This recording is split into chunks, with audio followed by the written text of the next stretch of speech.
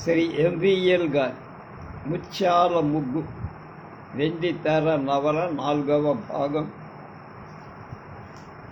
16/10/25. ముద్దు మురిపారులకు ముంగిళ్ళలోన 3 పువ్వులు 6 కాయళ్ళు కాయ. మంచి చెడ్డ మనుష్యుల్లో ఉన్నట్టే రోజుల్లో కూడా కలిసే ఉంటాయి. ఇది మంచి రోజు, ఇది చెడ్డ రోజు అని ఎవ్వరూ చెప్పలేరు. ఒకరికి మంచి అయింది, మరొకరికి చెడు కాదు. రామదాసు గారి బంగళాలోంచి లక్ష్మిని వెళ్ళగొట్టించడానికి ఆ రోజు మంచిదని కాంట్రాక్టర్ ముహూర్తం పెట్టారు. ఆనాడు లక్ష్మి దృష్టిలోనూ చాలా మంచి రోజు. కొన్ని మాసాలలో అనురాగ ఫలం కలగబోదు. ఆ శుభవార్త తల్లికి తెలియజేయాలని లక్ష్మి జాబు రాయటం మొదలుపెట్టి, కానీ సిగ్గు అడ్డం వచ్చి ఉత్తరం సాగనివ.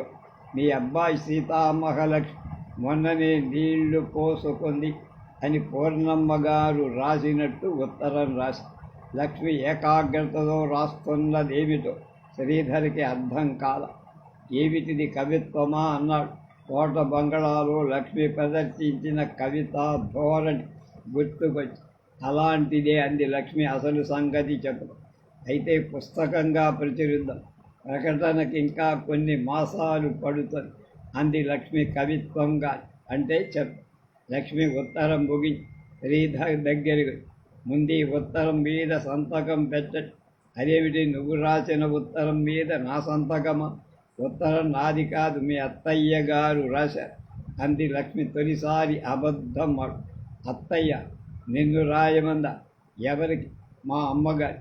అయితే నా సంతకం దేనికి? శ్రీధర్కి ఎలా చెప్పాలో లక్ష్మికి అర్థం. అబ్బా, మీ పేరుతో కాదండి, మీ అత్తయ్య గారి పేరుతో సంతకం చెయ్యండి అంది.